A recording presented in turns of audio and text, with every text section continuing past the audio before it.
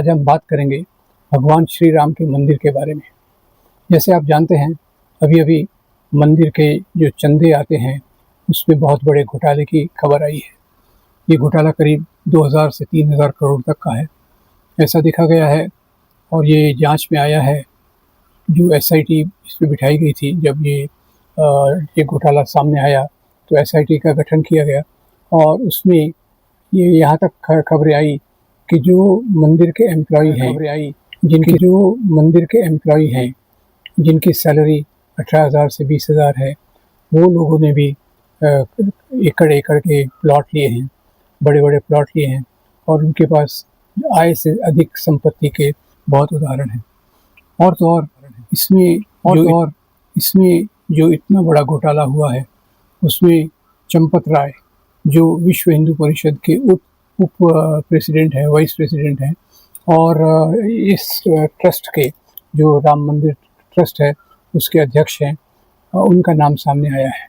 ऐसे दो और महानुभाव हैं जो वीएचपी से जुड़े हुए हैं, उनका नाम भी इसमें आया है। मंदिर को बने तो अभी कुछ ही साल हुए हैं और इसी दौरान 2000-3000 करोड़ का घपला होना ये एक चिंता का विषय है। इस पर जो नियंत्रण है वो ज़्यादातर नियंत्रण तो बीजेपी आरएसएस का ही नियंत्रण है। वीएचपी मांग कर रही है कि इसकी और गहरी जांच होना चाहिए, पर जहाँ तक पूरे घोटाले का संबंध है, इसका संबंध वीएचपी से बहुत गहरा जुड़ा हुआ है। और क्योंकि चंपत राय ये वीएचपी के भी वाइस प्रेसिडेंट से बात हो गई और इसकी एक बड़ी खबर सामने आई। सिंधी समाज ने दावा किया और कहा कि हमने इस ट्रस्ट को करीब चांदी की ईंटें उसके कंस्ट्रक्शन के लिए दी थी और उनकी मात्रा करीब 100 से ऊपर चांदी की ईंटें दी गई और उनको आज तक उसकी रसीद नहीं मिली। ये एक तो भगवान का नाम करते हैं के नाम पर ये सब हुआ और उसी में इतने बड़े बड़े घपले आ गए। तो इसमें और पहले क्या हुआ होगा, आपको याद है? इसमें और पहले क्या हुआ होगा? मंदिर के लिए डोनेशन लेने चालू किए, वो तो बाबरी मस्जिद गिराने के पहले ही इन्होंने ये चंदा लेना शुरू किया, पूरे देश से शुरू किया, अलग अलग चीज़ों के रूप में जमा किया। तो कितनी पूरी संपत्ति इसमें लगी और कितना उसमें घोटाला हुआ, ये सब हमारे कल्पना में आना चाहिए। और सबसे बड़ी बात यह है कि ये जो घोटाला हुआ है, इसके पीछे बीजेपी का भी हाथ हो सकता है और बड़े संगठन, क्योंकि आजकल जो भी सब बड़े निर्णय होते हैं वो प्राइम मिनिस्टर के ऑफिस से ही होते हैं। तो इसमें जो भी इतना बड़ा घोटाला होने का मामला है, उसमें निश्चित रूप से बड़ी शक्तियां इन्वॉल्व हो सकती हैं। अब इसमें सच कैसे पता चले ये तो बहुत मुश्किल है।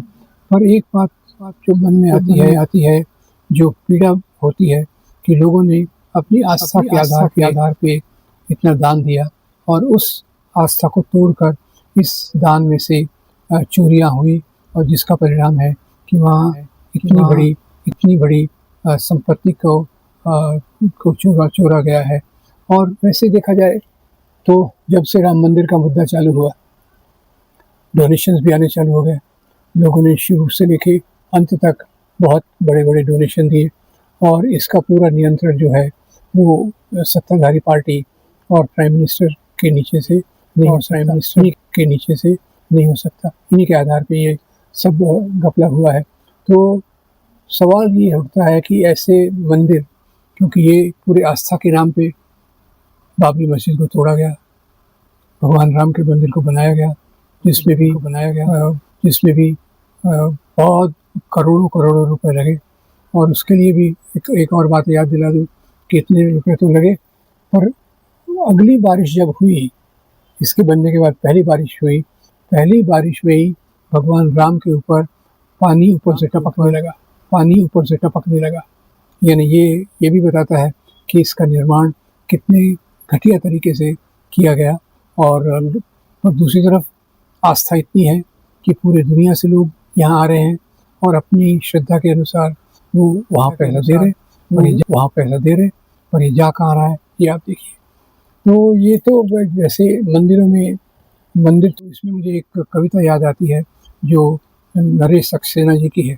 नरेश सक्सेना जी लिखते हैं लौटा नहीं था महमूद गजनवी। इतिहास के बहुत सारे झूठों में से एक झूठ यह भी है कि महमूद गजनवी लौट गया था। वो यहीं रहा, सदियों तक यहीं रहा और फिर प्रकट हुआ 6 दिसंबर 1992 को। सोमनाथ में किया था उसने अल्लाह का काम तमाम। सोमनाथ में किया था उसने अल्लाह का काम तमाम और इस बार उसका नारा था जय श्री राम।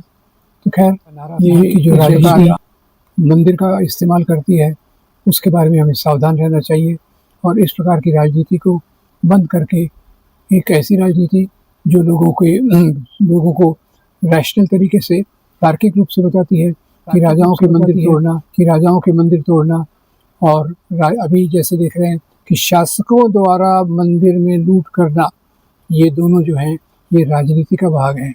अभी बहुत क्लियर तो नहीं आया, पर ये बात निश्चित है कि आज अयोध्या में जो भी हो रहा है उसमें पीछे नियंत्रण सरकार का होना निश्चित है। तो हम इस बात को समझें और हमारी श्रद्धा का किस प्रकार से दुरुपयोग हुआ है और वो पैसा आखिर में लूटा जा रहा है, इसकी पूरी जांच करके, और होना तो यहाँ तक चाहिए कि ये जो पैसा इतना मंदिर में आता है, रोज लाखों रुपए में आता है, ये पैसे का उपयोग समाज की बेहतरी के लिए होना चाहिए। ये काम हमें हमारे समाज ने निश्चित करना चाहिए ताकि इसका दुरुपयोग न हो सके।